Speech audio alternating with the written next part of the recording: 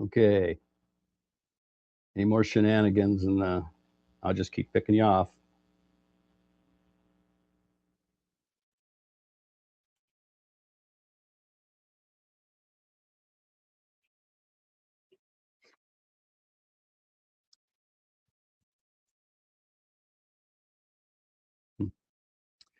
Okay, well, sorry for the for that. We had some folks jumping on there that are clearly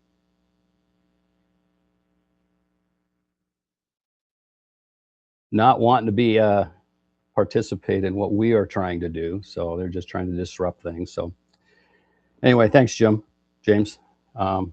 All right, welcome. Well, this is the August meeting of the Seattle Robotics Society, and welcome everybody. I'm going to try to. I'm seeing one of them is trying to get back on again, but it does not seem to be letting him, so that's good.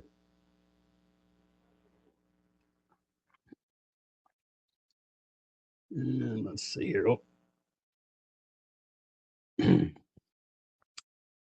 um, follow our general agenda and things. I don't think anything too extraordinary. We'll see if we get to the tech ed topic. We didn't actually even get to it the last month just because such a good time chatting about all the other things that we were doing.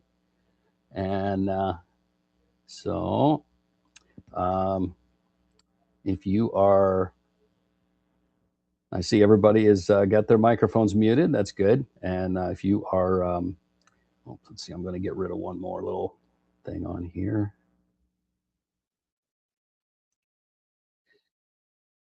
And if you do have questions or something, go ahead and feel free to throw it into the chat or unmute it if we're at a good time for that.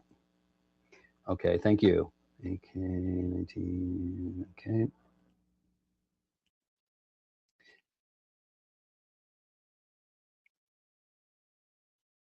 Okay. All right. We got any other folks out there that are not going to behave themselves? Feel free to let me know too if there's anybody else on here that does not belong. So I don't want to accidentally toss somebody that is intending to be here and participate in what we are trying to do. So use the Zoom chat to post links and other useful things that'll be and those will be captured and posted after the meeting. Just a quick plug for the merch store. I'm sorry, there's not more graphics available. Although I was thinking, I wonder if these those cute little robot guys that I use on the header on the front slide for this thing. We should check on those guys are not protected or anything. They could be made available in the store. But you can get just about anything with an SRS logo put on it. So, or any other kind of SRS images you might find there. So anyway, keep that in mind. Robothon next Saturday. So we're excited that it's almost here. Let's see. I am planning to be in Seattle for this, so I'm looking forward to seeing a lot of you guys in person for first time in quite a number of years now, since we've been over here in Idaho since 2022 and only have occasionally visited Seattle. So I'm looking forward to seeing many of you in person. Let's see here. I've got so the general plan looks like this. The events, so things will be happening from 10 o'clock on, although that'll be probably primarily set up. It's possible things might start a little bit earlier if things are ready to go. But you figure on about an 11 to 5 schedule, and stuff will be happening throughout the day. So there'll be 3K sumo demo stuff and a First Washington presentation kind of in the middle of the day, kind of during the lunch time, 12 to 1. And then the contests will be going on all the rest of the time. until 5, and then it'll be tear down after that. So if anybody's got any questions, you can visit the Robothon website, and there's information about everything that's going to be happening. And I'm assuming that we'll probably have be some people there shooting videos, and we'll try to get those uploaded to YouTube, to our SRS Clips and More YouTube page, so YouTube channel. So keep an eye on that. Just general information. I tried to visit the WAR website. It links off of the top of the SRS homepage there, and they're in the process of rebuilding their web page, so it's down right now. But they directed me to this robotcombatevents.com website, which is kind of cool because this is combat events all over the country. So this is really pretty interesting, and they are in there. They're in the list along with the others, and for them it's just these are information. So for the most part, most of these will actually tell you what the events are and where and when. And so if you're looking for a combat robot event near you, check it out. So robotcombatevents.com. And I have yet, my Tuesday nights are busy, so unfortunately I have not had a chance to jump on this the DPRG's Tuesday evening meetings. I don't know if anybody else here jumped on one of those just to see what happens, what they're like.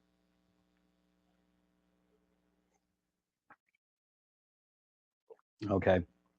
Well, if you do, I'd appreciate a little feedback, or maybe come to join one of these meetings here and just let us know what all do they do. What kind of how well does their tech work? Can you hear and see what's going on, stuff like that. So I'm curious. Yeah, I've been intending to, but haven't been it yet. Yeah. Okay. Well, if you do, please.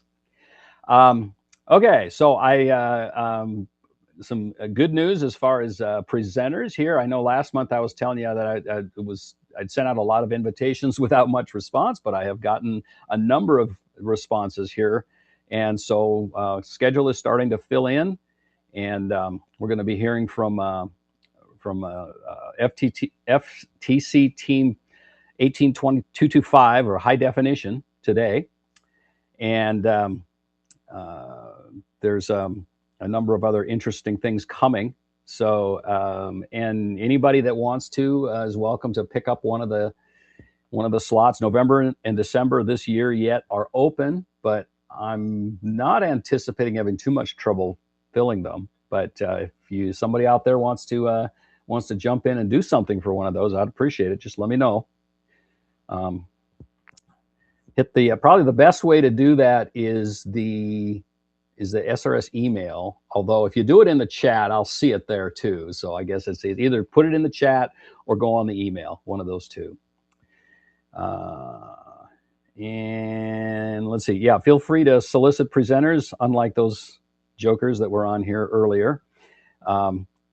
So it sounds like actually even places like the Denmark and Norway, Sweden, and Denmark are actually within a reasonable time zone. It would be a kind of an early evening for them to present to our group. So that's actually, so if somebody over there is actually doing something legitimate and interesting to our group, we would love to hear from them. But those guys don't need them. So anyway, just do it. Maybe if you do happen to come across somebody, just do a quick time zone check and just see, if it would be a reasonable time for them to present to us if they're an extreme distance away. We know anybody within the United States is going to be reasonable, but folks that are in other parts of the world, it's going to be, either early morning or probably late evening for them. So just keep that in mind. We would love to hear about projects that you guys are working on. So anything you've got personally that you want to share with us, we'd love to just see stuff. And even if you've presented or talked about it before, just feel free to talk about it if you've made a little bit of progress on it or whatever. Or if you run into a roadblock, and reach out and let us maybe help you get through some stuff. Facilitated topical discussions, like possibly any of these or other things that you would find interesting, we would love to hear about them. And you can just all you need to do is just throw together some maybe a bunch of YouTube videos or something, and we can just kind of march through them and talk about them. So nothing too complicated. And let's see, all this stuff, just everything is pretty much as the same as before. All you guys know all this stuff, merch link, the SRS website.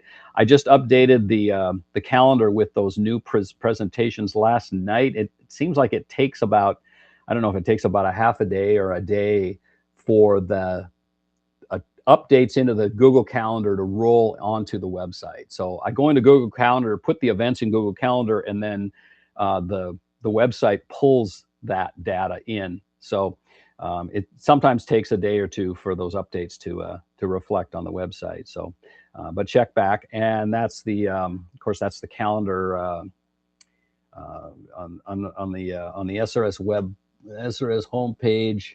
That is the come on. That's it. Yeah. If you just hover on monthly meetings, and then calendar will show up as the very top item. And when you click on that, that will show you the next 6 months worth of stuff. So whatever's coming in the next 6 months. And let's see here. Oh, you know what? I'm going to take that out and put my chat up there. Okay. Oh, okay, let me verify that.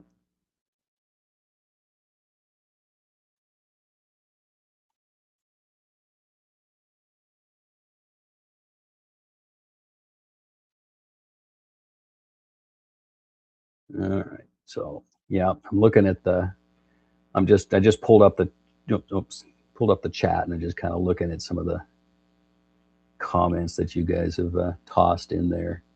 Yeah, James. Okay, I think. Let's see. Yeah. Okay. All right. Let's see. It looks like. It looks like today. I guess I need to get back to. Oh, you're right. I was just noticing my screen isn't sharing. So okay. Sorry about that.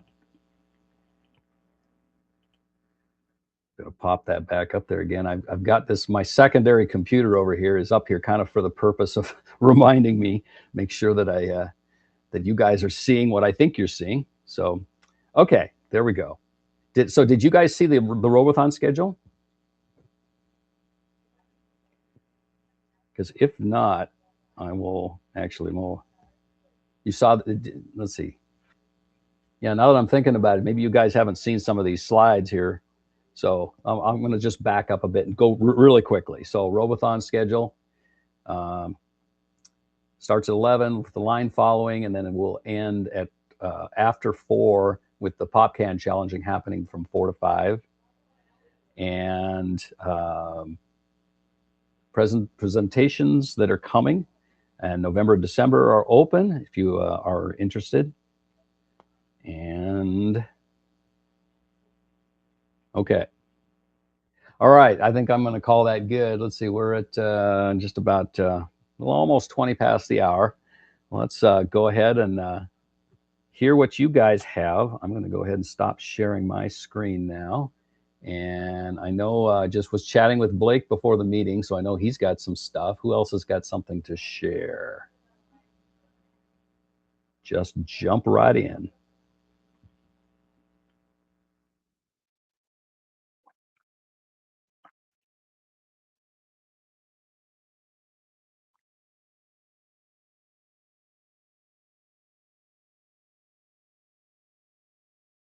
Come on. Come on. Well, I think you might be up, Blake. I was right in the middle of a solder joint. Yeah. Sitting there doing this.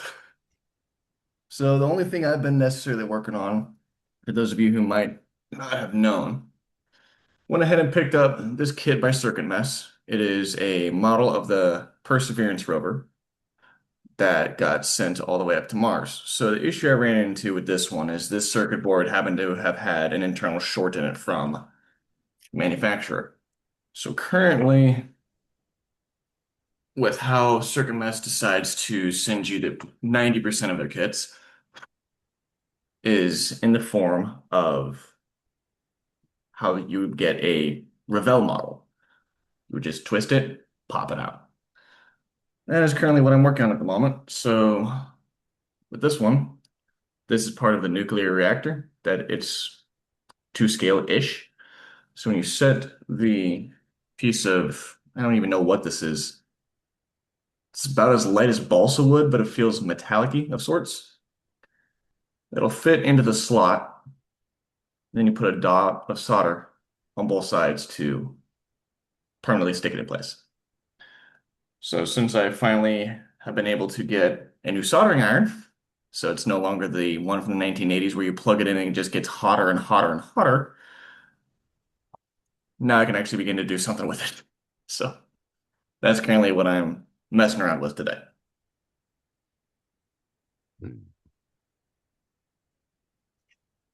Pull that circuit board up again. Hold that up so kind of hold it up a little, maybe sort of close to the camera so we can kind of get a good look at that thing. Let me go ahead and pop it out because there's a lot of shiny stuff that goes along with it. Ah. That might not have been helpful.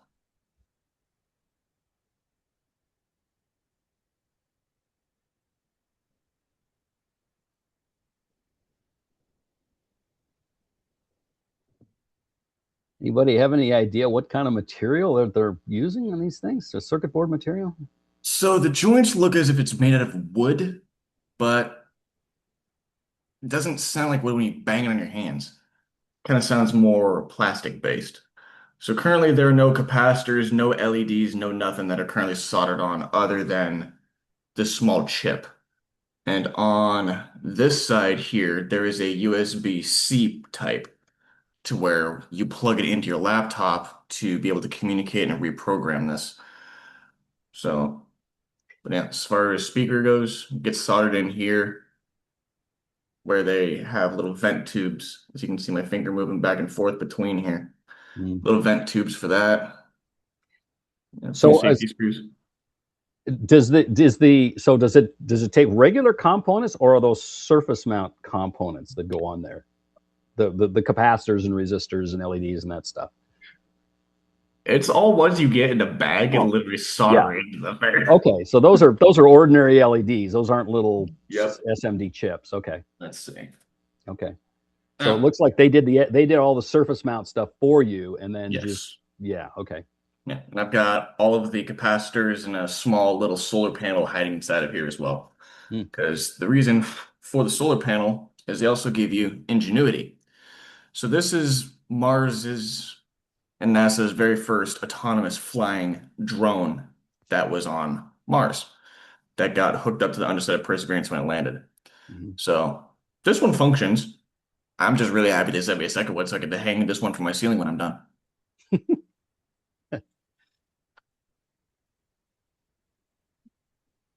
So yeah, I don't know what material type this is. I really don't. It feels coated somehow. Interesting.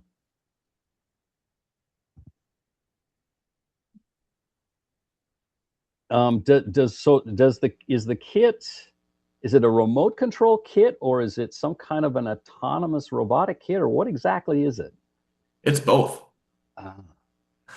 So on the side of the board here, there are two chips. So you are provided with additional pieces that can slide in electronically that you have to finish soldering, of course. So ideally, yes, they would hang off the side of the rover and not really look very accurate. So ideally, the high definition camera is able to pick up what you're looking at, and then it will have its claw through its controlled movements already pre-programmed out of the box, can reach down, pick it up, and move it to wherever it wants to go. This one happens to not be six-wheel drive, it is four. So the front and rear motors function. The center one is just dead spin. And Yeah. So it Okay. depends on how you program it. So with this one being a dud with the circuit board, it gives me the absolute best reasons on the planet Earth to hook up a Raspberry Pi to it and make it a lot more fun. Yeah. Yeah. So I gotta have two I get to play with now. Cool. So Okay. Any questions from anybody? That's a cool kit. How much did that actually cost for the Mars rover? If you don't mind me asking. no, I don't mind. I'm trying to remember. I think not on sale. It's about 500 bucks. I spent 300. I forget what sale I took advantage of, but it came with. Do I have everything out here? Uh, So it was in a It has big servos bundle. on the wheels. I'm sorry? Does it have servos on the wheels? I mean, it actually moves and all that. Yes. So it actually comes with wherever it went. Each of the four corners has a small DC motor. So even if you're sitting here Oh, I spinning see. it, it still generates enough power to make Yeah, the other wheels spin as well. cool. So is there gearing between the motor shaft and the wheels, or are those just directly? So the motor goes into a type of C-clip that is held in place, and then the backside of the wheels on the hub have a very small pilot hole that fits over the shaft of the motor, and it Okay. sits there. So there's no Okay. gearing at all between the motor shaft and the wheel. It's just Correct. direct drive. It's Yeah. direct. And the DC motors probably have some kind of like really good speed control that keeps them from. From the research I've done, from the programming options, it's definitely sounds as if you can definitely make it very variable. Okay. It's Yeah, probably PWM or something. Yeah. yeah. Yeah. Cool. Where did it go? So they send you a box full of, oh, along the lines of it picking up things, they provide little orange cubes and little balls made out of foam. And that's some of the things they can pick up. But Uh-huh. it's not, here we go. Yeah. It gives you quite literally a bag of motors. Oh, now, But okay. now those are Those look gear like gear motors. motors. Yeah. Yeah. James is right. Those are gear motors. Oh, See I see it those? on the outside now. Yes. Yeah. So there's a little tiny gearbox right on the end of the motor. Yeah, Okay. I see that Cool. now. I didn't see it initially. It's hiding behind the wheel. Okay. I, I was wondering about that because doing, I mean, you got to have I mean, it's only the right kind of motor could directly hook to those wheels and still be reasonably controllable, because otherwise they're just gonna, yeah. So Hmm. one of the I things actually that the kit we does did a come thing. with, go ahead. Oh, no, I was going to say years ago we did a thing with electric trains where if you do a really, really narrow, really hard PWM, like if the motor is a 5-volt motor, you give it like 10 volts, but only for just a fraction of a second. And what happens, so you keep the duty cycle like unusually low. And Hmm. what happens is the motor screams off the starting uh, point and breaks the initial friction, so because otherwise it'll just like sit there and kind of grind, right? So you just kick them really hard and they start, but then they immediately lose their power. And so what happens is it ends up being just a momentum transfer into the wheels. The That works if you have a large enough mass in the wheel. So I doubt it would work with those little plastic wheels because there isn't a lot to it. But if you have a metal wheel, um, then you can actually get that to work with and do low speed operation with a DC motor without any gearing. Now the trick with that is that obviously you don't get the torque multiplying effect of the gearbox. So like we were doing with trains, and like where the train under like regular control could haul maybe 10 cars or something like that, you'd be lucky to get it to haul one or two. But it looked really cool doing it. It would like grind along really slow and really even. And if you looked at it up close, you could see that the thing was kind of vibrating from the PW. Anyway, sorry, pardon my little trip down memory lane there. Gearing is the better way to go.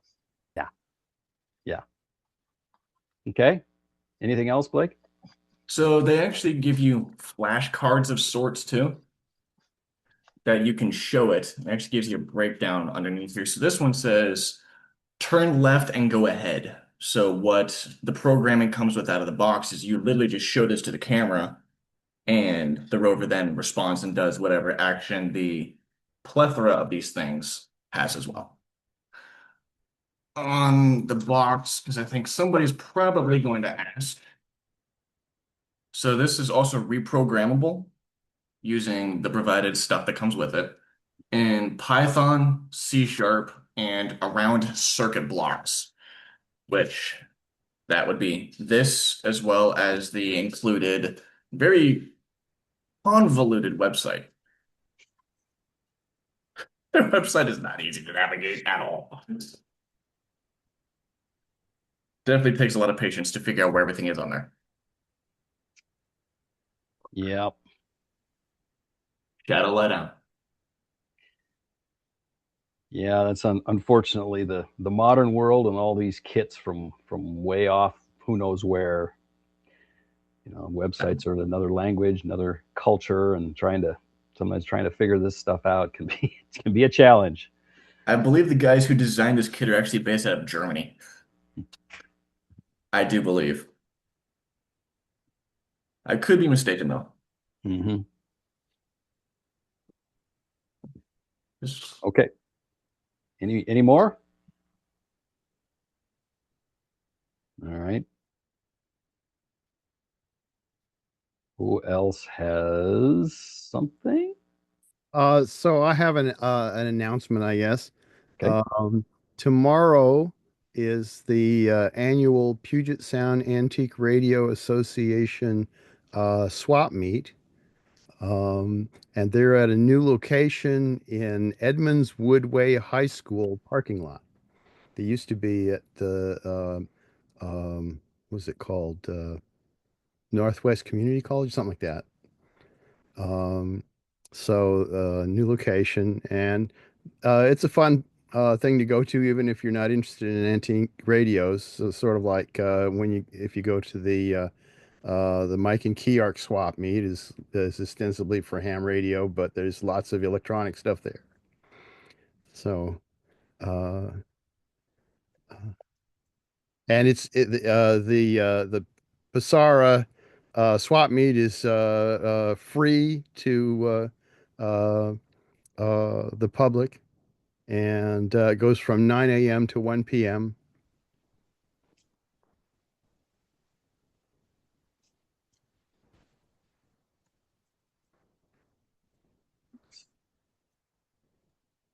All right. Let's see.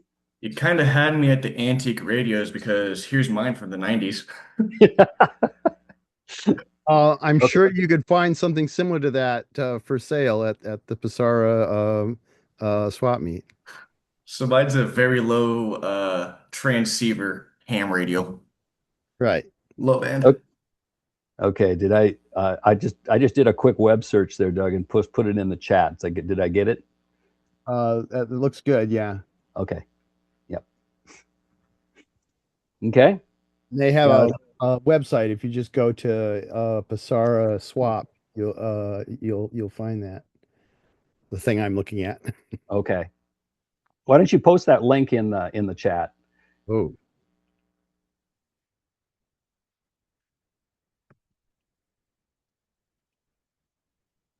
All right. We get. I'm guessing I see a bunch of names I don't recognize, but I'm guessing that those are probably folks from Team High Definition. So, anybody else have some little thing they've been working on that they would like to share with us?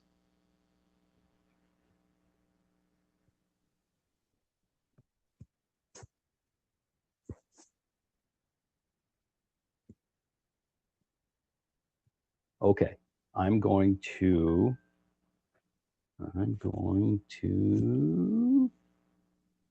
let's see here. All right, let me find one of these. sec here to queue up the video. I'm gonna, oops. Stop it. There we go. I'm just gonna go ahead and mute the video because it's not really, it's mostly a visual thing. So, okay. Let me see. Share. Get that big. There we go. And share. Okay, here we go. So these are kind of cool line followers.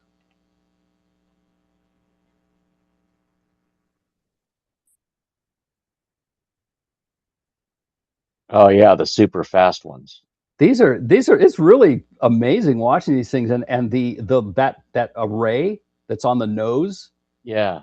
It's a whole bunch of sensors, emitters and detectors, all really close together. I don't know how many of them they typically have in there, but I'm thinking, do you suppose are these like maybe actually just an electronic kind of a thing as opposed to something with an actual microcontroller? Any idea? I don't know if they are fully electronic or if they use a microcontroller, but I can tell you this: the delay that's introduced by processing video on board something like that will just kill you. So that's why they don't use a camera. I mean, I think that using like a parallel port on a micro and reading all of the sensors in one shot and then, doing a little quick program and sending out some motor signals, you could do that fast enough to support this without having to resort to purely electronics. But you cannot get a video frame out and process it on board, at least not with the technology that I've seen. Now, I keep looking because I keep expecting to find an FPGA with multiple rows of video sensors built into it, right? Like each row, all the pixels would stream into one input on the FPGA, and then another row would stream into another input on the FPGA, and so on and so forth. And then you could build something in the FPGA that would clock in the pixels and put them in RAM and process them and do a good job of it. But I've never seen anything like that. I keep expecting, I keep not seeing it. The Raspberry Pi 5. See, can you hear how excited I am about this? Somebody just tell me to stop talking, okay? So the Raspberry Pi 5 has a pretty fast back end. Like it will suck in standard sensor data from a camera array without like impacting the actual processor or and it doesn't use the GPU that's on board the thing either. So you kind of get it, maybe not as fast as you need, but you still get it really fast and without costing yourself anything. Oh, I love how the back end of the robot slew around there going through that S turn. That was a Tokyo Drift version of the run there. Right. Anyway, fast optical processing is a huge interest. Steve, can you send us a link? That video is not very continuous, at least for me. Yeah. Okay, let me. I'm going to post it I'll post it in the chat here, and then you guys can. It's unfortunately that doesn't work super well to do the videos, but that's why you guys just need to talk. You see, just help me out here. All right, let me get. I'm gonna rooftop. Let's see. I think is that the one? Let me see. You could get it just from just click up there in the URL and it will add the HTTP when you click on it. What? Wait a minute. Yeah. Okay. Yeah. I know you're gonna need to watch this one a couple of times because it really did do what you just saw it do. Let me see if I can have it has a fan in it that's holding it to the surface? Or is it fast enough? Or is it magnetic? No, because it's going flat across the top of that. So Right. it can't go fast enough to make that happen. The No, other thing the I think loop. is that a metal sheet and it's using some kind of magnetic thing to hold itself down? I think it must be. Yeah, when I 'Cause when I I first don't saw see a fan. no, I think it's actually it's probably magnetic. Let's see here. I'm gonna go to theater mode here. Anybody want to argue for gecko feet? Well, Yeah, he's going pretty fast though, I mean, he can't really be sticking to the surface. I mean, this is at least not like a gecko would. So I will say this much. I do know that there have been some Japanese robotics scientists who have started to make feet for their robots based off of the suction cups of an octopus.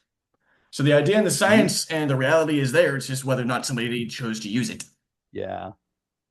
this reminds me of that old Get Smart line where Agent 99 asks him what the little thing runs on, and he says, "Tiny feet." Okay, I just posted the link to this video in the chat, so you can watch that on your local machine. Probably get. Oops, sorry, didn't mean to do that.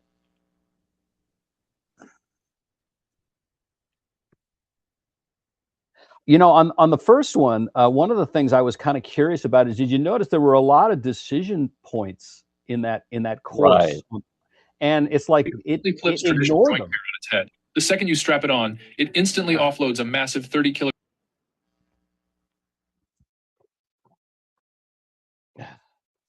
Where was that from? Doug had something playing in the background. Oh, okay, Yeah, but he muted it. So, okay, okay. yeah, I think there's, I didn't see it on this one, but I know some No. of these have signals, little signal things that they read as they're approaching, and it's supposed to tell them like, okay, at the next junction go left, or at the next junction go right, or whatever. But I think the other thing is that they just have a memorized sequence, like you're supposed to do, go right, go straight, go left, go right, go straight, go left, or something like that, right? And then that it just Yeah, takes because you see, through. see, see all the different little lines that it crosses, and then there was Yeah. a little No, see, like bypass. that one, right? Where Yeah, it could go off to the right or yeah, not. Actually, on this yeah. one, the more I'm looking at it, I think it's just the rule is just stay straight. And those Maybe so. other things are just distractors to try to Yeah, You mess up the robot. you could imagine uh, a set of rules that's given to you so that you could make more than one traversal of the Right. pattern and do it different each time. right. Yeah. Yeah. And actually, I think right there towards the end of this video, there's a path that if you just go straight, maybe it takes you a little bit longer to get through the maze. And if you somehow know to take the turn, maybe that's a shortcut. I don't know that that's the case, Mm, but it looked like it might be. yeah, Most of those, if you take the turn, it's going to take you longer because it takes you out of the way and then brings you back, like that one that they just went by. But there's a commercial product that a fellow educator that I know down here has used of these little teeny tiny robots that they read colors on the map and oops. that tells them what to do. So it's kind of fun. You can also like show it a card of a certain color and it will know that it's supposed to do something different. Sorry about. Okay, sorry about that. Clicking around here, trying to get to the right place. Managed to.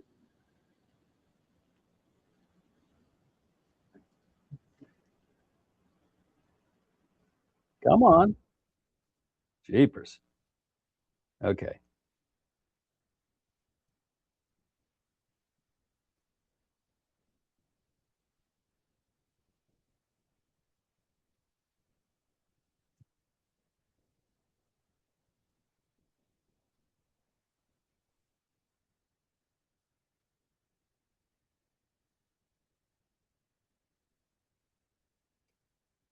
Yeah, it looks like it pretty much just stays on a straight track, and they're like when it approaches these ones where there's a kind of a gradual split, the thing it's somehow or another it knows to just sort of ignore those.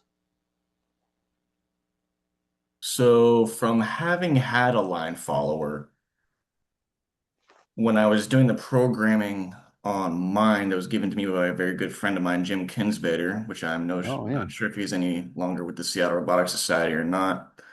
One of the programmings for that line follower was maze solving. So one of the Mm-hmm. cameras would look a little bit further ahead and it could decipher the difference between black and white. Mm-hmm. So if it saw something as far as its time goes as for its, see, how did that code work with that one? It was part of its maze solving along with its line following. It incorporated the two codes somehow. I don't have the kit in front of me anymore to be able to answer Yeah. any much more than that. But I could look forward just enough to be able to determine, okay, does this line just simply go around Yeah. and rejoin? Because then it would just pick its straightest route.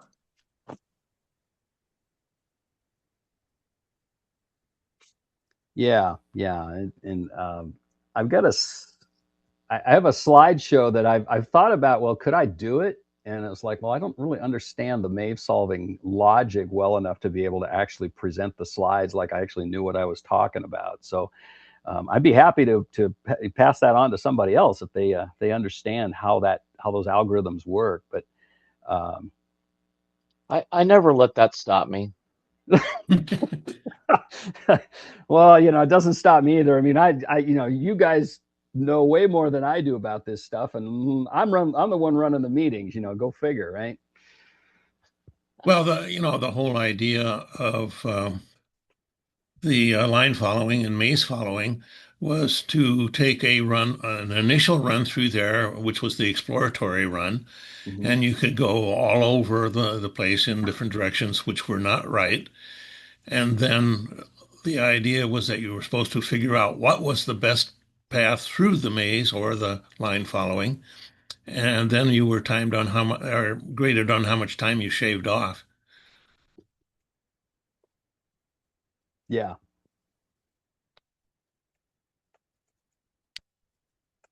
So it was kind of a learning experience, which is really one of the key ideas of artificial intelligence learning.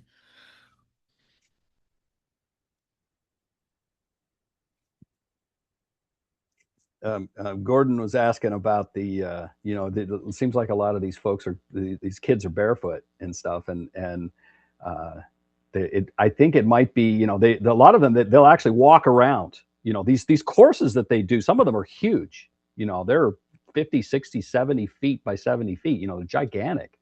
And so, if they have to go out there and retrieve the robot, and it's like, well, I suppose, well, let's see, if you had stocking feet, it's probably pretty smooth, so that would be slippery. Okay, so you got to get rid of you can't have shoes because you're liable to scuff it up or shift things around. Okay, so I guess it's the only way they can really get on and off of that thing and get the robots if it gets stuck or lost or, so they, I'm guessing that's probably what it is.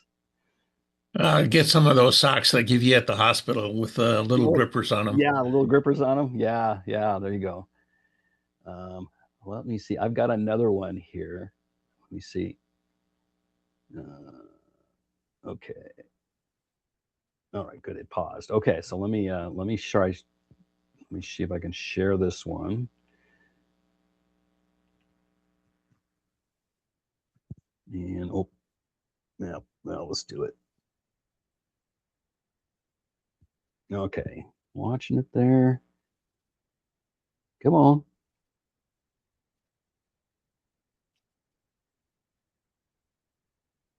This is a really short one, but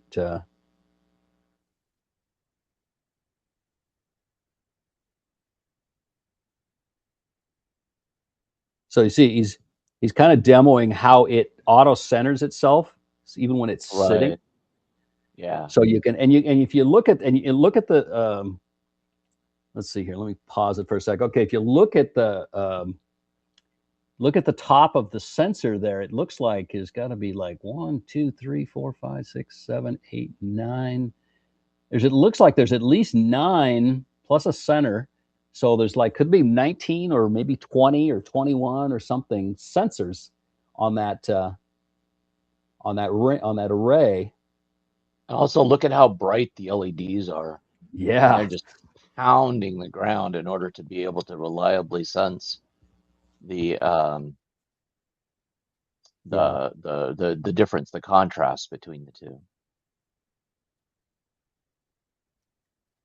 Now, I think that's I've actually seen I've seen students make this mistake a lot, and I did this as well when I was first getting into vision stuff, is that we look at a scene and we think to ourselves, oh yeah, that's clear as a bell.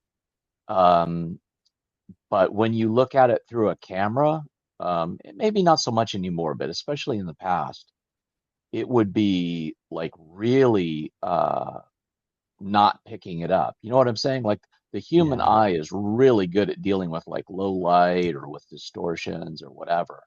And the cameras, especially in the past, just were not. So if you didn't have like a preview of what the camera was actually seeing, you could really go wrong. And then you'd like, oh, I forgot to turn on the light or whatever, or I forgot to turn on the IR. We used an IR camera, and we would forget to turn on the IR source, and then they wonder why like, why aren't we getting a camera feed? It's completely black. What's going on? And then somebody would move their hand through the frame, and we'd see like the glowing light from the hand, and go, oh, we forgot to turn on the IR lights. And then you turn them on, and suddenly, boom, everything's there.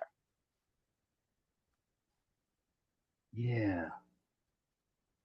You know, I got to admit, this is the what would you call there's no you know, the way this guy corners.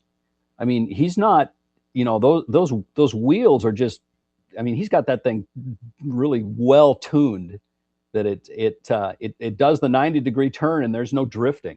I mean, he's just boom, boom, you know. I wonder. No overshoot, no ringing. No overshoot at all. Yeah, he's done a really good job of tuning the PID loop on this thing. I wonder if part of that has to do with the gyroscope that he has on it as well. Does he have something? Oh, good like point. Yeah. Oh, yeah. That RC truck I'm working on, the receiver has a built-in gyro. Then I have an RC crawler to where if that truck starts tipping too much further, it starts killing my movement to where then the truck settles back down. I wonder if he has one of those built in on that too. That's a possibility. Yeah. Could well be. Yeah. Yeah. Yeah. Huh. Okay. Let's see here. Okay. Let's see here. Here is another one.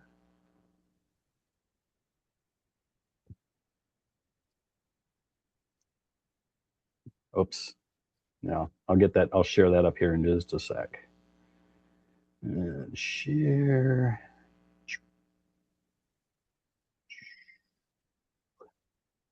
Okay, and I'll just let this one cycle. So it's a fairly short one, so you'll see the beginning of it here shortly.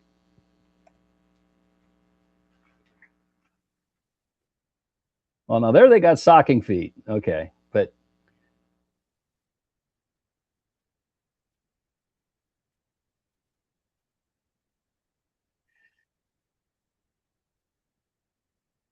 oh, see that? Did you see how it yeah, see how it's kind of, it looks like it's still kind of a little bit of exploration. It doesn't, yeah, see, it went down a couple of those dead ends because it hadn't probably been through the course, or maybe it's only been through it once. Oh, and then it's a race. So you got one starting from one side and another one starting from the other side, I think. Yeah. That Okay. the end point is in the center. Yeah.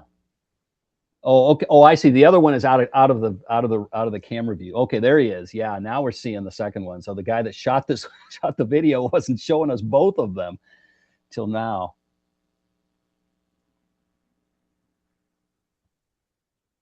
Wow. Wow.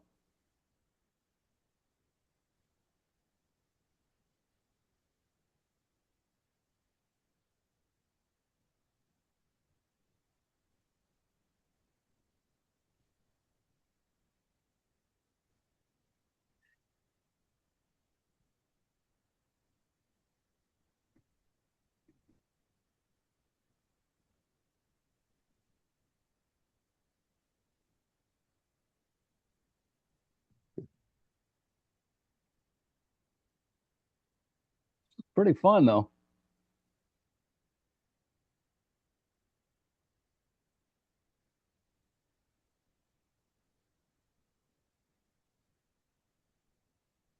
Yeah, so if it has the ability to actually learn the course, then it's got to have a microcontroller of some sort to store that.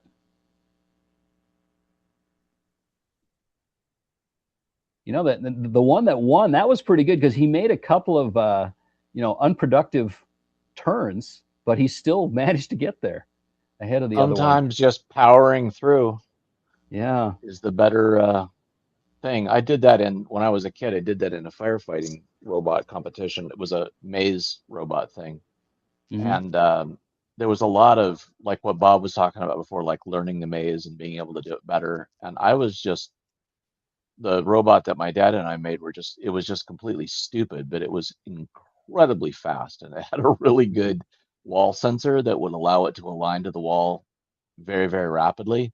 And I had a fan on the top that was just blowing air and all. The goal of the competition was you had to blow out a candle, right? Mhm. But the way they worded it was you have to find the candle and put it out. They didn't say how. Uh, so what we did was just put a fan on top that spun and threw air in every direction. And we just went through the maze as fast as we can. Went right past the candle and blew it out. And we had the best time of everybody, and they were like, "Yeah, no, we're not giving it to you because you didn't find the candle. you just, you just clobbered it." Like, all right, whatever. Yeah. Yeah, I remember that was what was that Trinity College, I think, originated that contest. That was a long time ago. And Yeah, and the SRS did that for a while, and it was cool. I mean, yeah. it was and yeah, and there was Did you go to any of those I at did. the time? Yeah. Oh, wow. I actually, we were doing the in-person meetings back then at Renton Technical College, and so I remember those, and some of the guys, like one of them, he just had a fan on top, kind of like what you're talking about, and then he could just move into the room. If the sensor sensed the candle in there, he would start spinning the fan, Spin and the he would just fan start up. Yeah. moving toward the flame as best he could, I'm trying to remember let's what see. year that was. I think it was 81 or They 80. might have started back then. I didn't start Yeah. going until the late '90s, so I think they were doing it in the early '90s. And it was at uh OMSI or Swamsey was where they hosted it. If it I don't remember if it was SRS or not, but I think Mhm. that was where I don't. we It drove might up not from. have been back then, Hmm. but okay. So here's a link to Oh, that's a this good one. I video. like this course. And this one is really moving. Now, oh, okay. So so they got the cool little timer deal on there. Remember Look at the it. corner to corner challenge there, Steve? Oh yeah, yeah. Look at Simple how rules. Vehicle needs to go from one side to the other. How about a trolley made one out of Lego, brought it back, and went from one corner to the other, both times, up the street and down the street. yeah. It was that was yeah. We just kind of hung the cord diagonally across the room, and The look on Donna's face was hilarious. yeah. Look at how far out that sensor is on this one. It's way out there in front of the robot, and but man, is that thing ever?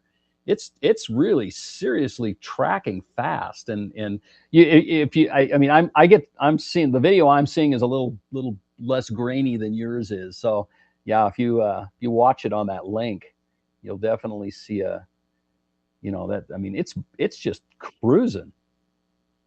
I wonder if they're using the same controlling methods as some of the battle bots do, because I can't tell if that thing has 3 wheels on it, 4 wheels, or if it's just two. I I'm gonna guess it's probably just the two rears, and then it just maybe a little stud or something that it just sits on the front. It's Usually good you to don't have a even. little friction on the front wheel, right, to Yeah, keep it from like hunting, or to have a wheel that always stays straight. So you have yeah, to slide it to get it to go left and right, but it wants to go straight. That really helps with DC motors because they're really hard to get in locked together. yeah, Tank yeah, steering, right? It's hard to keep the when they don't have treads, if it's just two wheels and you're trying to do tank steering, it's really hard yeah. to go straight. Hmm. Well, if you Like to use a put microcontroller and make sure they can read what voltage each motor is going to where they feed both motors the same. Yeah. Yeah, yeah, my that doesn't work. I've tried that. I know that for sure. Oh, okay. Oh, Yeah, yeah, yeah. One is always more like has a little bit more friction in it, or it'll have a little bit better grip on the ground, or worse grip on the ground, or whatever. I mean, you can get it pretty close, especially if you use PWM. But yeah, yeah, it's best to have some kind of.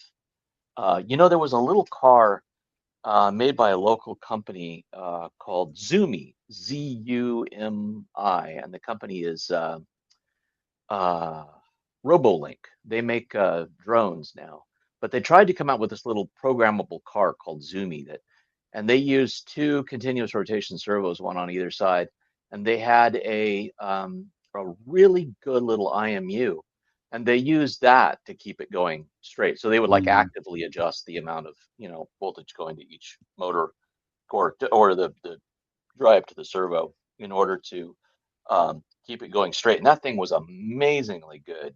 But hmm. but if you turned that IMU off, it would just go off to the side.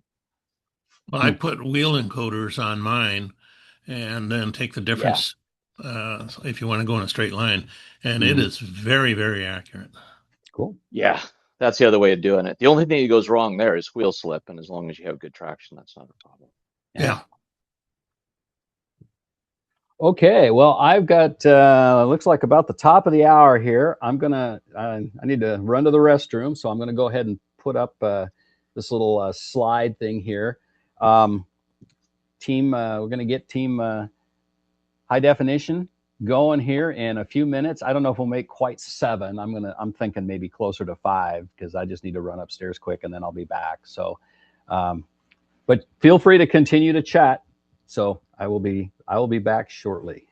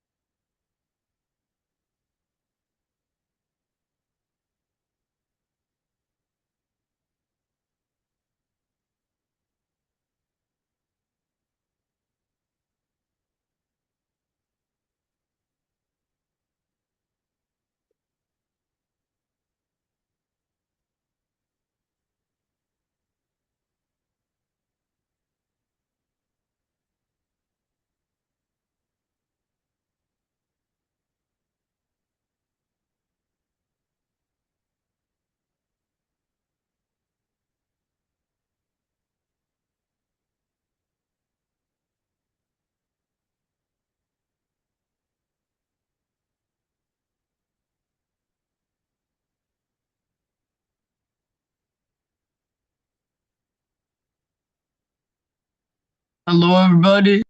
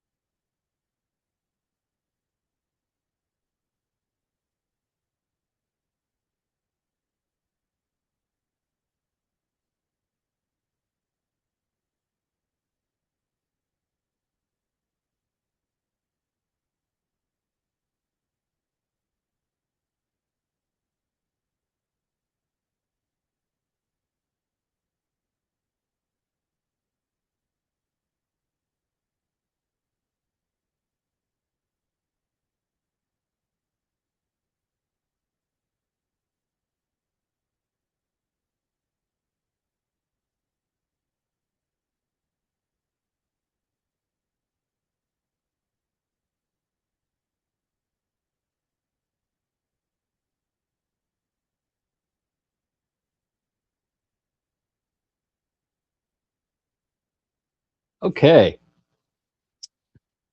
Let's see. Yeah, it looks like it's good enough. Yep. All right, everybody back. All right. Well, we are ready to go with FTC Team 18225. Hi, Daph.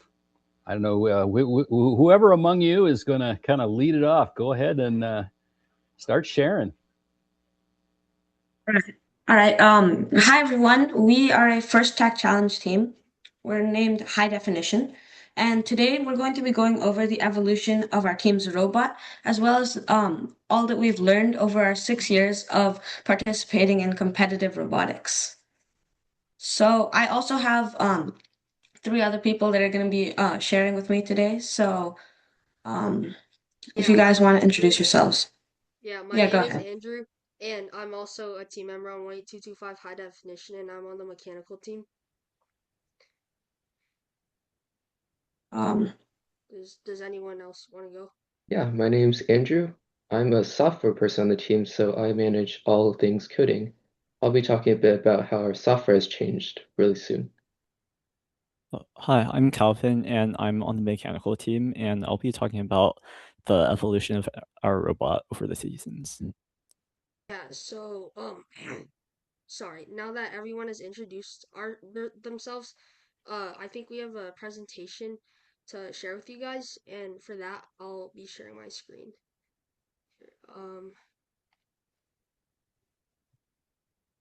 Hold on, wait. Okay. Can everyone see that fine? Right here? Let's see. It's black at the moment. Oh, there it is. There it goes. Yep. okay.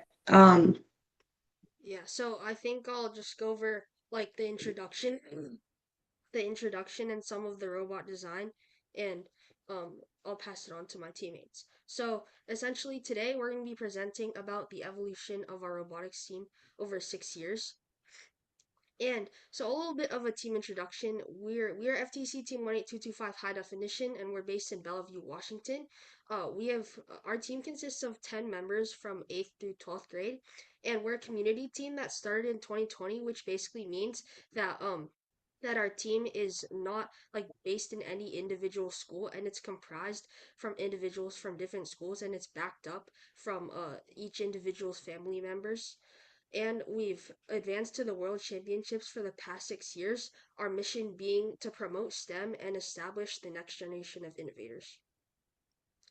So, a little bit about the first program, which is the program that we compete in. It's a nonprofit organization that promotes STEM in children/young people ages 4 through 18 through hosting robotics competitions. So currently there are 100 plus participating countries in FIRST and 3.2 million participants since 1989, which is when FIRST was founded. And also 81% of FIRST alumni major in STEM, and FIRST is the largest after-school STEM program in Washington. It's also recommended by top colleges, mostly like such as MIT and stuff. So specifically for FTC, which is the program that we participate in, there's 3 programs, but FTC is mainly for grades 7 through 12 or ages 12 through 18. And there are 4 main components of FTC, which are outreach, robot design, robot game, and core values. And in this presentation, we'll be mainly focusing on the robot design component and the software component of FTC. So now I'll be talking a little bit about the robot design. And for that, there is, like at the beginning of the season, we follow a specified design process that essentially helps us to better plan out our robot. And this helps when we gather ideas and prototype mechanisms in order to better effectively collaborate and work in parallel. So the first aspect of our process is to sketch. And so I'll be talking about this a little bit more later on the next slide. But essentially, we use a 3D software in order to sketch our robot. And then the second step of this design process is to calculate, because as you know, there are size restrictions in FTC. Like the robot must be restricted within a 18-inch by 18-inch by 18-inch cube. And also there's like different things for like the compression of the intake and stuff like that. So for example, last season, the main objective was to collect balls and shoot them. So for that, we had to calculate the compression of both the intake and our shooter, which is shown in step 3, our shooter, which I'll move on to. So step 3 is to simulate, which means to basically put our robot into a software that will simulate like different things based on different metrics, and I'll also talk a little bit more about that later. And the fourth step is to collect feedback, which is basically, sharing your ideas with the whole team or even possibly other teams in order to collect feedback and optimize your design to make it the best possible for competition. And the fifth step is to improve your design based on that feedback or based on any challenges that you met while prototyping or testing. And finally, the sixth step is to repeat all this for every mechanism on the robot until the final robot is completed. So, a little bit more about robot design. In terms of robot design in FTC, for our team specifically, we personally use a 3D modeling software called Onshape, and parametric design in this software allows our team to accurately plan out the whole robot, both on a subsystem and entire robot level throughout the design process. And as you can see here on the left, we have 2 pictures. This one being the shooter and this one being a whole robot, which shows the subsystems down here and the entire robot up here. Yeah, so Avian, do you want to talk about Okay, so one of the most important things that we do is what we parameterize our assemblies. So what this basically means is we use variables to define like some of the most important aspects of our final design. So this is done in order to have like quick and easy modification of values. So instead of having to go through all of our sketches and try to find what value we have to change to make a modification, we can just change it in this this table that you can see, and it automatically updates. And this is this is basically to make things a lot easier to update and modify to fit any changes in our design. And for this, we use something called Onshape Variable Studios, which is built in to Onshape, which is the CAD software we use. And that's how we sort of change our variables and create new variables in Onshape. Okay. And then we also do something called static and dynamic analysis, which is where we do extensive physics calculations to optimize motor speed and torque and solve for stresses on parts. So this is where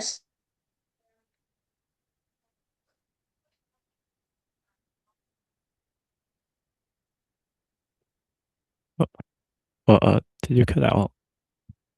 Yeah. Okay. Hello. Yeah. So I'll dynamic just process. Yeah, go ahead. So I'll just cover the rest of the slide because you cut out. So basically, what we have here is this was a calculation from a previous season that we did where we would evaluate all of the forces and torques on the robot around the center point, which is, I think, here. So, and this basically allows us to figure out how much torque is needed along this blue arrow right here to be able to lift this robot so it passes by this bottom bar which is blocking it and then lift fully on top of it. And we had a lot of forces in here and did a lot of calculations for that. And that basically allowed us to calculate the gear ratio for two motors that are being used to lift this. Yeah, so that's some static and dynamic analysis. So, oh, wait, my presentation. Oh, there we go. Okay, so next, a second method of analysis that our team uses is called element analysis. Sorry. So finite element analysis essentially is using a software called SimScale to evaluate the integrity of parts and assemblies needing strength to weight optimization. And in this software, metrics for metrics for calculating include like von Mises stress and Cauchy stresses and also directional strains. For example, as you can see in the picture on the left, essentially the blue areas and the light blue areas are the parts where like if a load is put on the robot it won't like the material won't break or collapse, but like as you can see some of the tiny red spots right here are spots where the directional strain could push down and those areas may be a little bit weaker. And so this chassis that we have right here is comprised of carbon fiber and aluminum. And so this diagram right here is basically showing areas of potential failure underweight. Yeah. So, could I answer the question in chat real quick? Yeah. So the question is, in Onshape, we mentioned parametric design. So was that via the dialog boxes to put in new measurements, or did we use the built-in scripting language? So we mostly use the variable studios, which are like the dialog boxes. So we can like basically input values, and those variables are used throughout the design as parameters. So changing the variable will change several parts to make the assembly all adjust together. And although we do use feature script, our team, it's mostly overkill for like the applications that we use in FTC. Yeah, and adding on to Calvin, um, just in case I wasn't clear earlier, parametric design is basically a form of design where we use like constraints and parameters in order to CAD the robot and like so we don't have to CAD the whole thing over again. We can just change like a number in order to change the size of the drivetrain or something. Yeah. So now I'll talk a little bit about robot composition, which essentially is the materials that our robot normally is made out of. So, first of all, in terms of commercial off-the-shelf parts, excluding the hardware, around 40% of our robot is comprised of that. And down here, as you can see in this picture, these are GoBuilda off-the-shelf parts. Like for example, this U channel right here, they sell on GoBuilda, so that would count as an off-the-shelf part. And the main vendors that we use for this are GoBuilda, Axon and Rev. Specifically, GoBuilda providing like structural pieces, transmission, motors, and electronics. And for Axon, it's mainly servos. As shown here, this is an Axon servo because they have pretty powerful and efficient servos. And for Rev Robotics, which actually isn't shown on this slide, it's mainly the control system, which is just the control hub, the expansion hub, and the switch.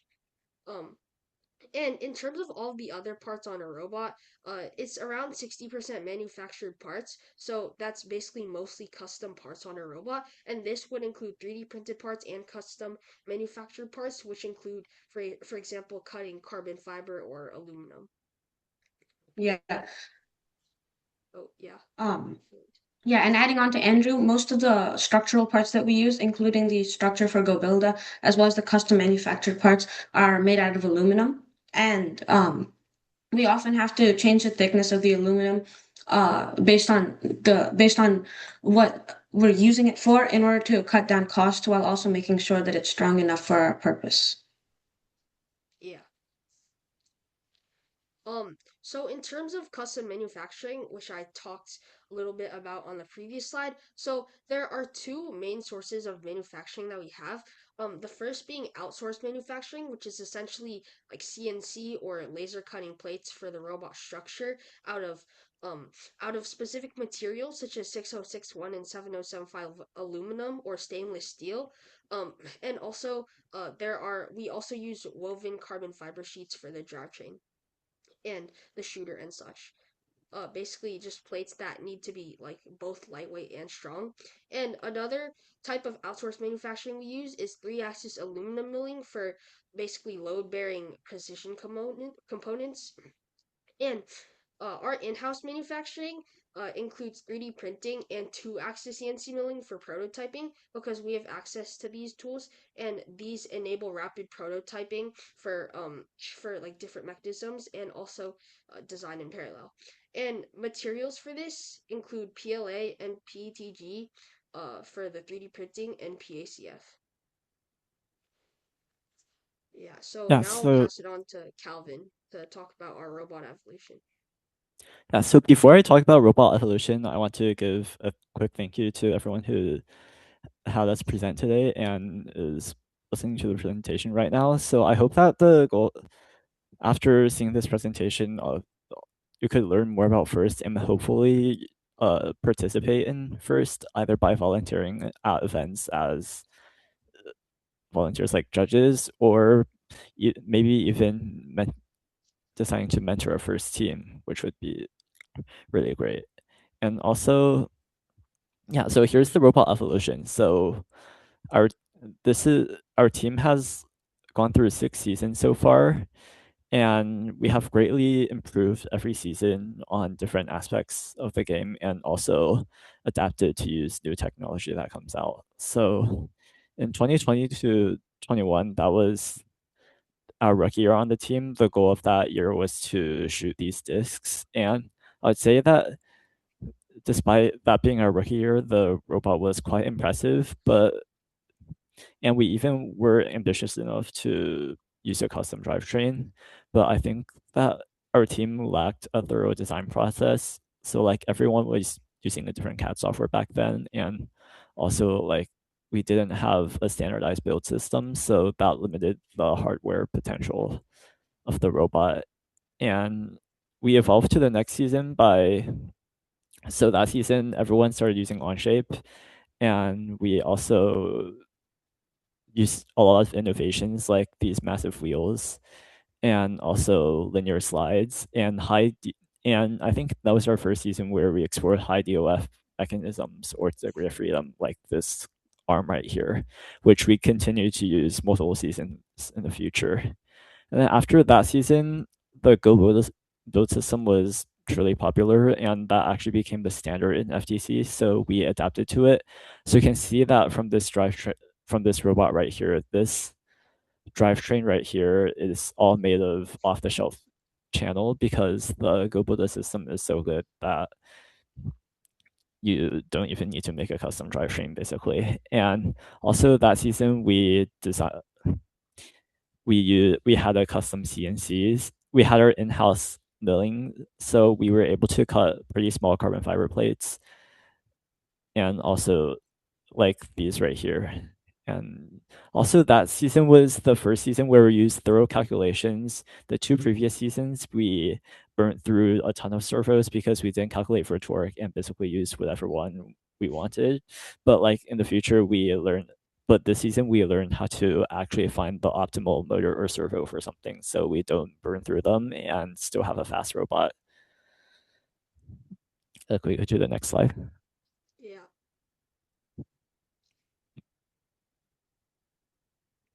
And I would say that the next season, our team explored outsourcing our manufacturing, which is how we got these massive carbon fiber plates.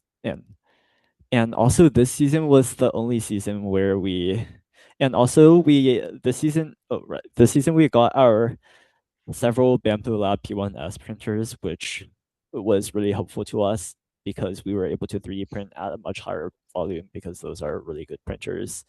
And this was the only season where we used, I think, either 3 or 4 axis build custom parts, which were these 2 aluminum pieces that formed a hinge, an elastic hinge, which was basically the most powerful component of our world's design, I would say. And I see that you use Scope cool. You use Scope too. That's really cool. Yeah, I really like the build system as well. And in 2024 to 25, you can see that we continue to use our multi-degree of freedom arms like this one right here with a claw on it. And we implemented more advanced mechanisms such as bevel gear differentials for our arm earlier in the season. And also we used a power takeoff for the lifting mechanism that I showed in the past. And also that we had to work around new rules that season. So I think the advanced mechanisms were the primary learning that season. And I think the biggest improvement that we've had by far is from last season to last season, because if you look at this robot right here, it has a custom chassis, unlike the previous robots, which are all made of Gobo the channel. So this year we were able to do this because our team was so disciplined in CADing everything and updating the CAD so often that we could CAD something and have it work first try, which was our main concern with making custom drivetrains in the past, because these plates are quite expensive to manufacture, so you want to get them right the first try. And that allowed for much greater modularity and also speed because we could use belts. And also this was every member on our team's first time making a shooting mechanism. Yeah, so for electronics, the control systems based on Rev Robotics, but sensors are often from other vendors. So the Rev Robotics control hub I see a question in the chat. So are all the team members high school students? So I would say that most of them are high school students. I think, yeah, but we do have a few middle schoolers. So Andrew right here, who's presenting, and Ahyun are both currently in middle school right now. And so we wanted to give them the opportunity to present today. And also for electronics, the Rev Control Hub is the primary control unit, and it features these specs. So I would say it's a pretty powerful processor, like the quad-core ARM Cortex one. And there's also Expansion Hub, which basically just gives you more ports. And here's the connectivity. It takes motors, encoders, servos, analog digital, I2C, which is like a very versatile port that can send a bunch of data, and these which are more, and RS485 and UART, which are like really specific use cases, and we have the USB and HDMI ports, which are very versatile as well. And then it's a 12-volt battery, and for electronics, it's motors, servos, cameras, and sensors, and custom circuits to a certain degree, but we don't really use those. And sensors, there's the IMU, encoders, color sensor, distance sensor, limit switch, and potentiometer. So those are all ones that we have used in the past. And there are many more sensors as well, but these are the most common ones. And then for external processing, there's limited capability. So I think there's currently two or three devices that are actually allowed to have an actual external processor. One is the Limelight 3A, which is a camera that Andrew will cover in the following slides, and also custom odometry computers, which are for localization, which basically offload the localization from the control hub processor. Yeah, so that's the electronic section. All right, I could take over screen sharing for now. Awesome. Can everyone see my screen? Thumbs up, thumbs down? Software evolution. Yes. All right, well, we gotta talk about software now, which is very special.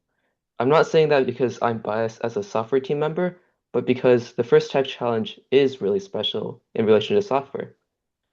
I've seen a bunch of other robotics competitions that where it's so tempting to just focus on the mechanical side of it, to design a very powerful robot, a very well-designed one, but have no software to back it up.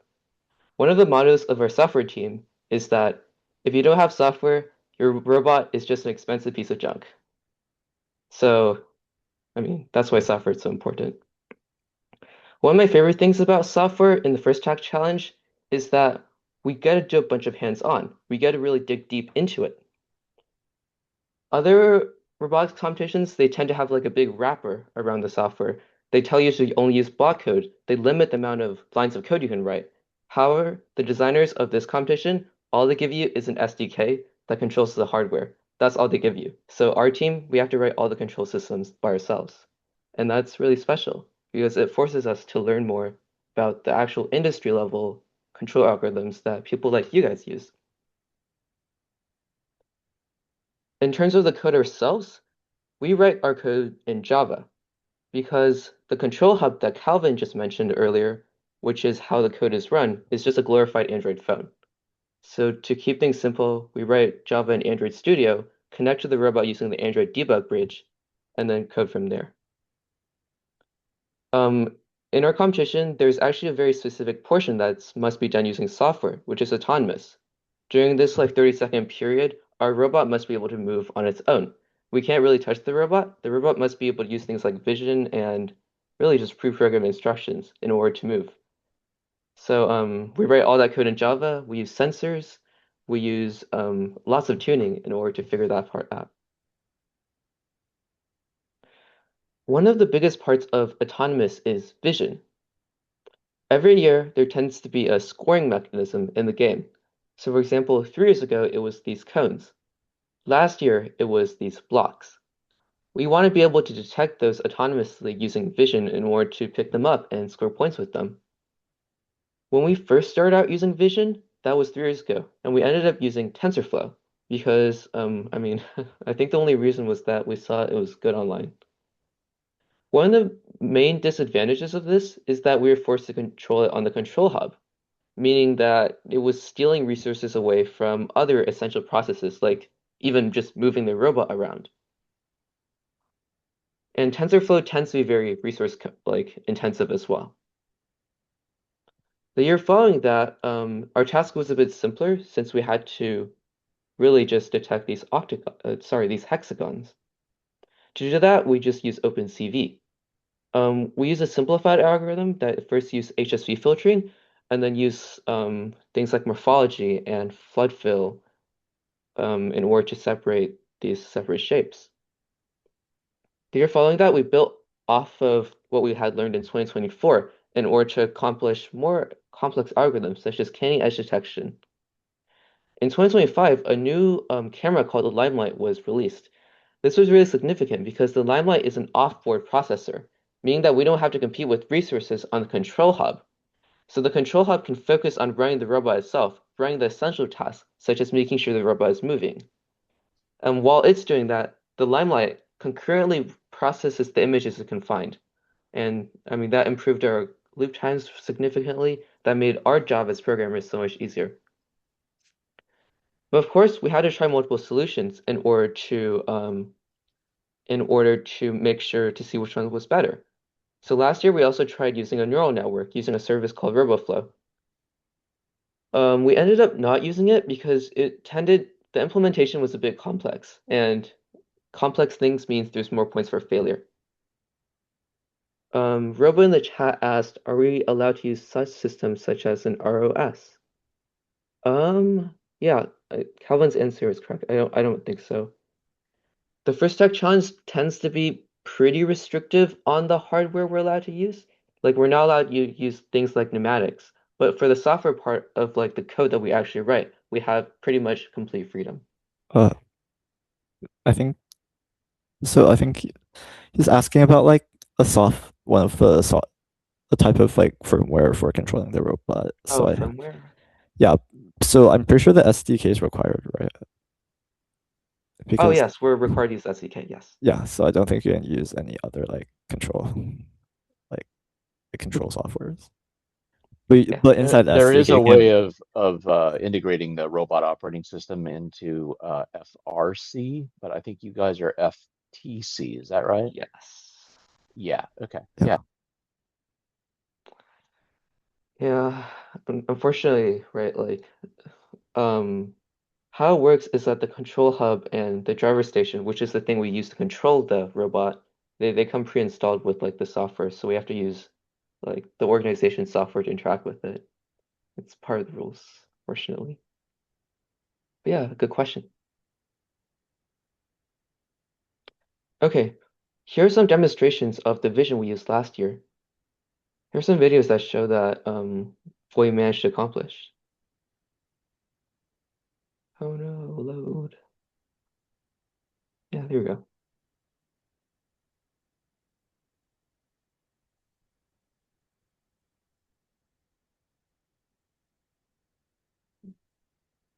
That is freaking cool. Thank you.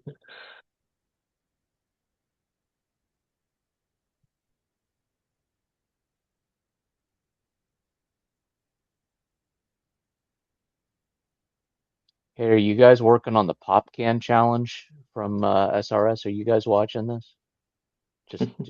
Just wanted to point that out.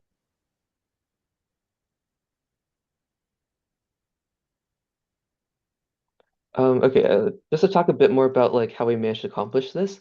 So as you can see, this year's game, it relied on collecting blocks and putting them into baskets such as that one. We put a camera onto this arm right here that uses OpenCV, specifically like we said, HFC filtering, we ran it through a pipeline and it managed to detect where the blocks were. However, those appeared on a 2D image and we needed to convert that to 3D coordinates. So we used this trigonometry in order to do that. The good thing was that the blocks were like relatively close to where we wanted, like where the robot was. So we had a bit more like margin of error than we needed. So this trigonometry was sufficient. In order to like move the arm in order to actually get the blocks, we used inverse kinematics, which was a bit complicated since it was a 5 degree of freedom intake, but it was fun. Oh yeah. Oh yeah, you guys have a Robothon coming up as well, so Yeah.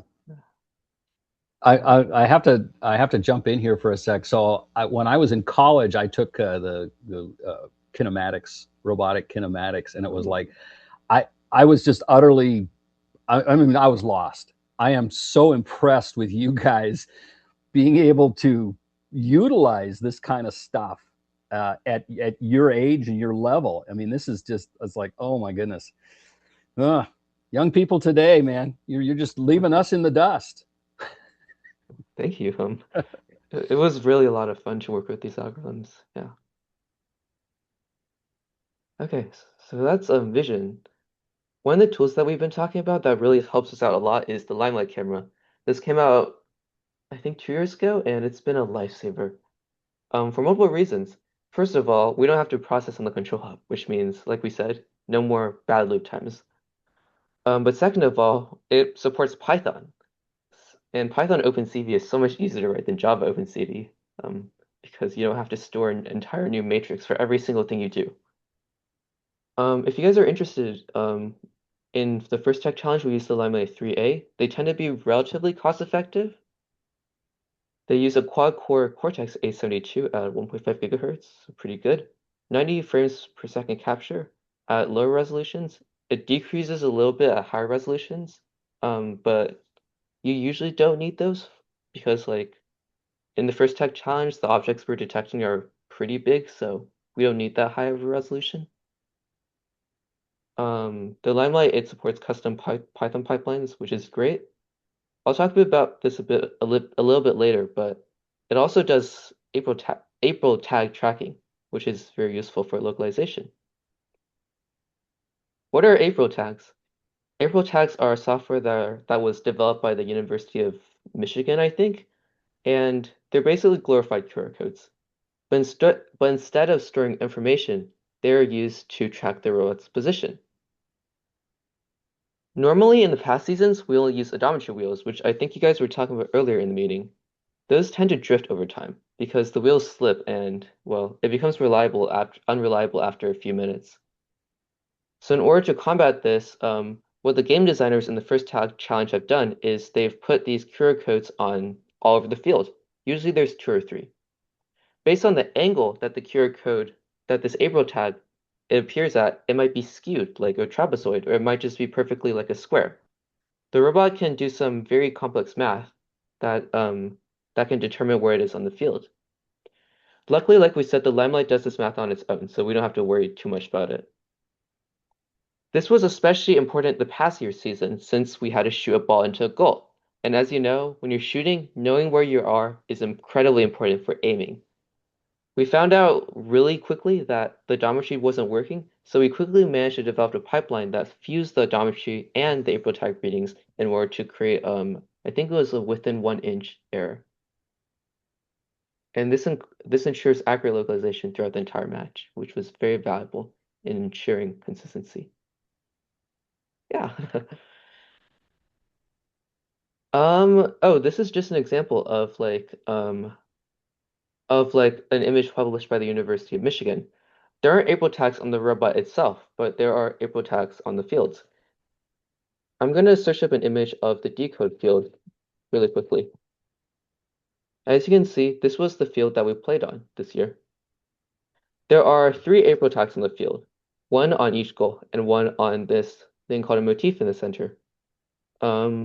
We basically use these 2 April tags in the goals for navigation. There aren't any April tags on the robot themselves, since the robots move and we can't really localize based on that. Okay, one of the other fun things that we did was use physics. So the physics that we learned in school actually tended to be very useful in actually like how we did things. This year we had a turret on the robot so that we could aim at the goal at any time. But as it turns out, a thing called torque exists. So when the robot moves, the turret also wants to move. That's a problem because we have to counteract that in order to keep the turret locked onto the goal. One of our software team members therefore just took a bit of time and calculated the torque that the robot was exerting on the turret. We've made this the feed forward of our PID algorithm so as to keep the turret aligned to the goal. I think one of the things we learned from this is that, like, unfortunately, physics is like the physics equations that they teach in school usually only work in ideal situations. So we had to like keep going back and tuning these values until something worked. So I guess that was the important lesson we learned here. So if I can just ask real quick, so when you say you calculated the torque using, you mean that you estimated it based on like the mass of the thing and the moment and all that kind of stuff? Is that right? Yeah. Yeah, estimate's probably a better word, especially since we had to Okay. keep tweaking the values. Right, right. So, but that got you to a starting point, then you were able to tweak it in order to get it to be right. Yeah, because like without like a baseline, it would just be a guessing game, and that wouldn't have been fun. Good question. Ooh, more algorithms. One of the algorithms that we used the most this year was PID. I'm sure you guys know what PID is. Mainly that's incredibly annoying to tune, but this year, like one of our main uses of PID was that in order to shoot balls, we had a file that was running incredibly fast, 4,500 rotations per minute. When a ball hits that, as you can imagine, that flywheel wants to slow down. So our main use of PID this year was to keep that flywheel rotating at the same angular velocity, even if there are things bumping into it, especially when we're shooting. And that was a really good use of PID. When we wanted to do smooth motions, we used servo motion profiling.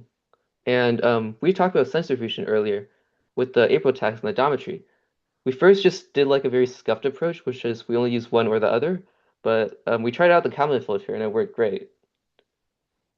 Occasionally for images, we also use the Gaussian filter, but that's rare. As for computer vision, the algorithms that we most like tend to come from OpenCV. However, YOLO was also considered, but we never really used that.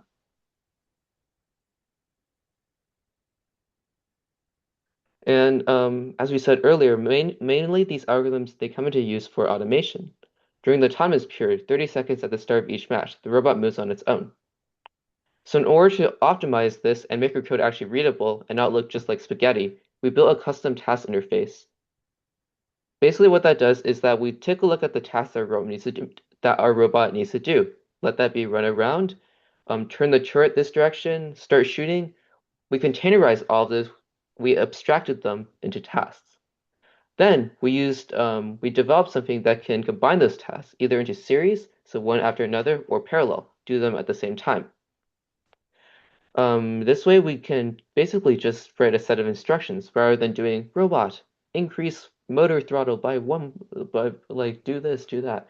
And that made our code a lot more readable. Our code base is incredibly large due to all these abstractions, but I think it's very worth it given how much time we're saving by being less confused, basically. In addition, this is also incredibly useful because one action, such as shooting, could involve a bunch of other sub-actions. Move the turret this way, open the gate, bring the balls up, and start shooting. And having these task interfaces, they help us just automate this with a click of a button. One of the most awesome things about FTC is that there's an incredibly large community based on it. There's a Discord server online with more than, I think, 60,000 members. And what makes that awesome is that people share the software tools that make robots move. Two examples are Roadrunner and pathing. The control algorithms needed to move a robot from point A to point B is incredibly difficult, and it's such an awesome collaboration, awesome part of the community that we can use other people's code and improve them in order to solve these complex problems. As for sensors, we've used a few in the past, such as beam brake sensors. This year, that was mainly used for tracking if a ball went through the robot or not. Distance sensors, we don't really use those. Color sensors, because this year we had to detect colors of balls if they were purple or green. Encoders, and well, that's obvious why we use them. But yeah, sensors are a big part of a robot. But of course, our team is very big. We have 10, in the past, we have had 10 to 15 members. What that means is that in order to get things done, we need an organizational structure. So we're just going to quickly talk about how we organize our teams. So that concludes the software section a bit. Before we move on, are there any questions about the software, the hardware, any of the technical things we talked about so far? Really impressed, but no questions at this point. Well, actually, I'm kind of curious. You were talking about PID with feed with feed oh, forwards? good grief. Yes, exactly. What was the extra information that you were using to help the PID? What was the feed forward part? Right. I can talk about two of our PIDs right now. The first was the flywheel PID, which, like I said, it's a very large wheel that spins at a certain velocity. The extra information that we put onto our flywheel was we basically tuned a value that stood in for the amount of friction that was on the wheel. Because at a certain point, when the flywheel isn't moving, even if you put in a bit of power, such as say 0.01, the flywheel isn't going to move. So we basically just try to find a value that overcame friction. Okay, cool. The second was the turret. Like we said, we want the turret to keep locked onto the goal. The PID in theory should only be for error correction. So like things like torque that move the turret, it's not really optimal to use PID to handle that. Because like it becomes problematic when you have two scenarios, one where the robot isn't moving and you need to correct error, and one when the robot is moving and you need to correct that error, in addition to the error that's like caused by, like the small angle that you need to get to there. So we basically just, like we said, we estimated the torque that went on. We tuned a value based on that in order to supplement the PID. And it was basically a lot of trial and error, and this is the solution we came up in the end. Cool. Yeah. Okay, talking a bit more about team structure. Our team has 12 people this year. In order to get things done, we break our team into sub-teams. In the past, we found that 3 sub-teams, outreach, mechanical, and programming works out pretty well. This way, each team is, you might have heard of things like mutually exclusive, collectively exhaustive. That's what this is. Basically, by splitting our teams into 3 main goals, we can divide and conquer. Each team works on their own thing, and then at the end, we come up with a very awesome robot. This way, each member can participate in one part of the robot design process, and when we talk to other people about how our robot works, everyone has something to say, rather than just say like one person does everything and then the other 11 people don't do anything. Our leadership is made up of 4 captains, one from each of the 3 sub-teams and one like general helper for the entire thing. They work with our coaches in order to plan long-term tasks, such as how do we coordinate the software and the hardware team? How do we make sure that like the software team is making progress, trying new things while the hardware team is working on the robot? Because that was the main thing this year with concurrent development. Rover in the chat asked, how about an electronics team? That tends to be very useful for like bigger robots, such as the first robotics challenge, but the electronics part tends to be handled by the mechanical team. Yeah.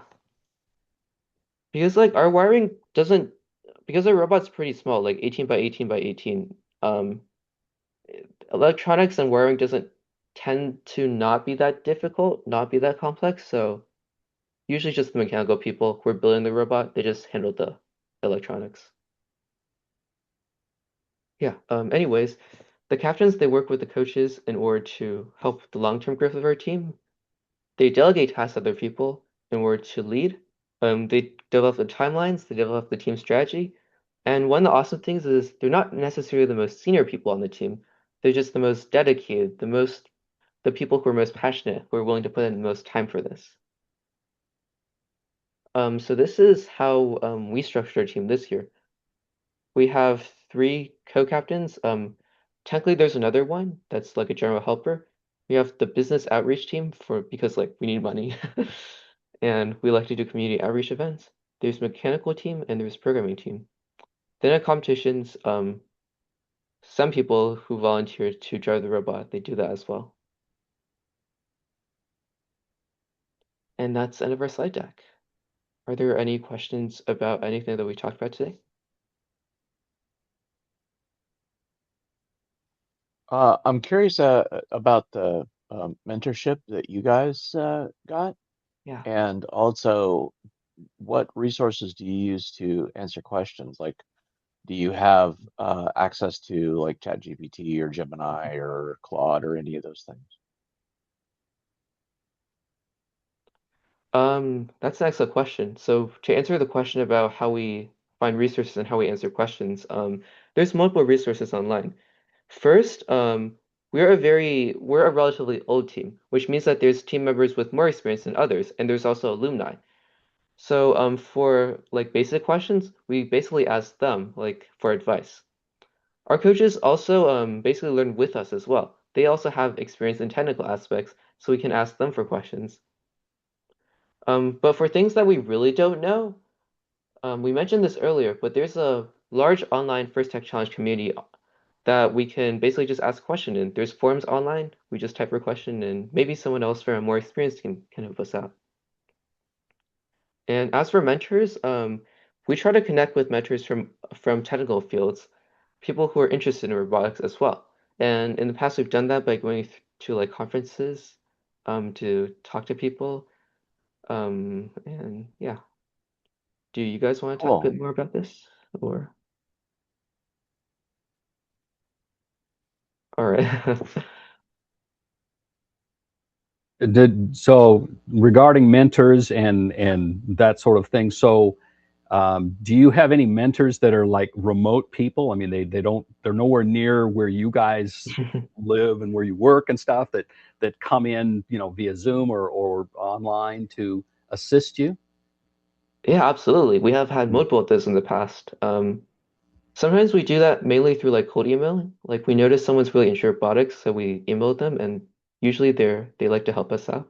Okay. But like for example, last year we had a professor on the East Coast just like log in every once in a while through Zoom, and we showed them our robot through like our phones, and they gave us advice, and that was pretty cool. Yeah. Okay. There's been a number of SRS members that have been mentors for first teams over the years. So Oh, it's and so that's, there's a handful of people. A couple of them are here online right now, but oh, that's yeah, fun. yeah. So and we really appreciate hearing from you guys. We heard from a different team last month, an Oh. FTC team, and this just blows me away. What the level of sophistication that you guys are at in terms of how you design, and learning how to use these tools and coming up with these machines. I mean, it's just I'm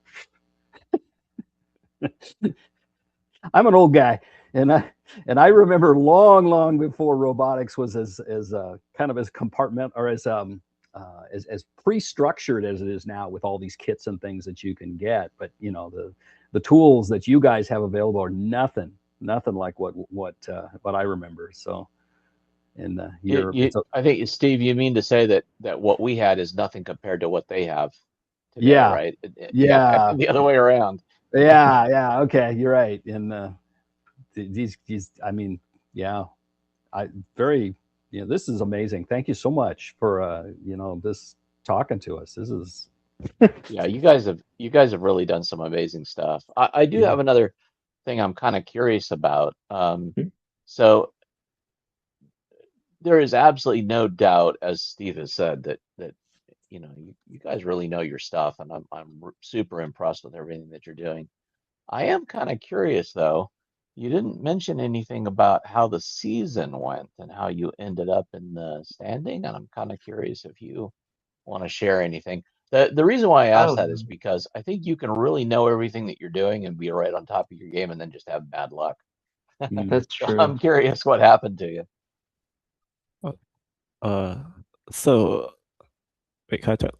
So Yeah, you I can think go. okay, yeah. So I think the season actually went pretty well. So this season at the state championship, we actually made we made the finals Hmm. in the playoffs for the first time before, because the state Wow. championship was so before we the state championship, because it was in the middle of all of our competitions, it was actually like one that we were historically weak at. But the last season, I think due to our drastic improvements in both hardware and software, we were able to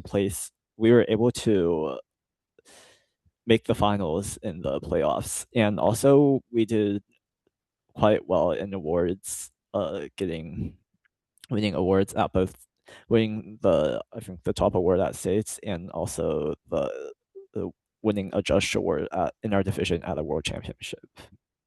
And we also made playoffs at the World Championship, but we got Wow. eliminated really fast.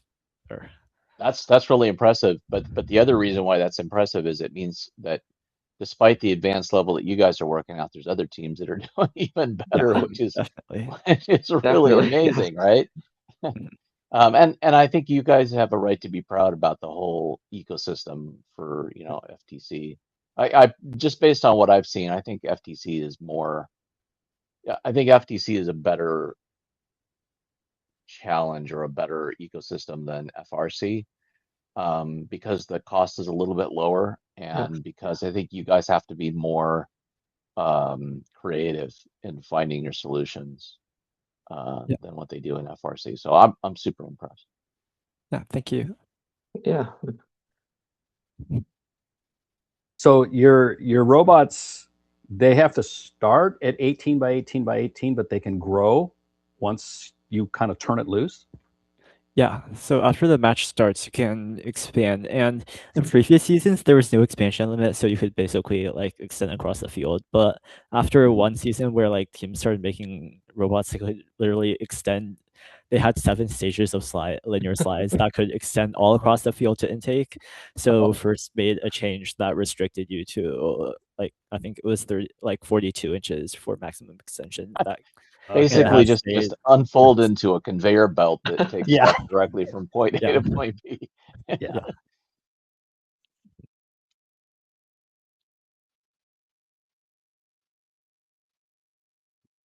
Yeah, we have over the years, yes, we've had to evolve contest rules because it's like you throw something out there, you think you've got it figured out, and then somebody does something completely unexpected in the contest. They like this massively expanding robot, and I guess that's kind of the way rules work. It's like, well, it didn't say we couldn't do this, so therefore let's do it. And yeah. And then the rules have to evolve to contain things.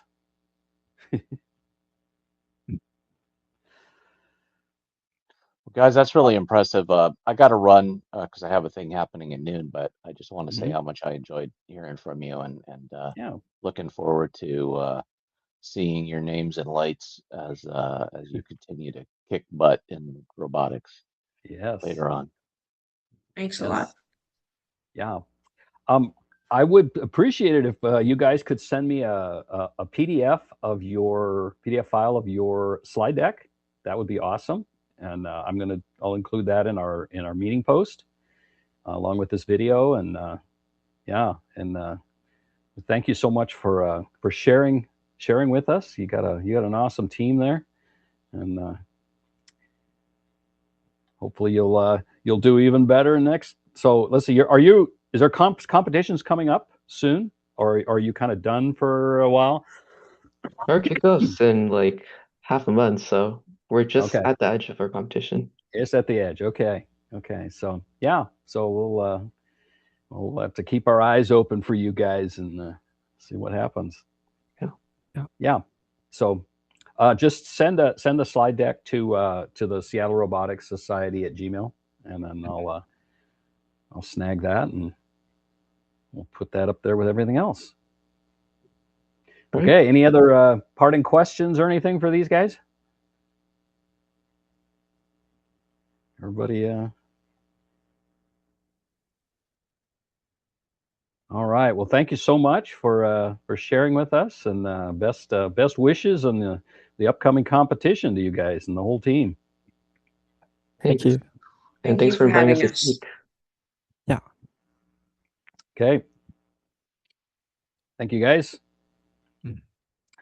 All right. We got any? Let's see. Any last minute things here for SRS in general, or are we good? Because I'm getting hungry for lunch here. It's 1 o'clock where I am, so I haven't had lunch yet. All right. Well, thank you all for showing up. Sorry about that.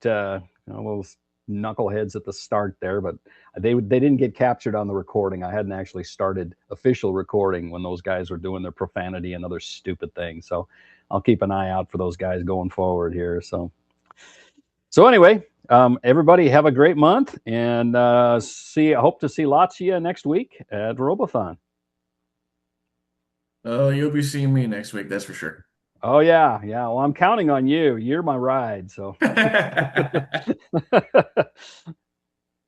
So it means I got until next week to finish up this other rover so I can show you what it's actually supposed to do. Okay, got it. Okay. No Okay. pressure. No pressure. No pressure. All right. Have a good one, everybody.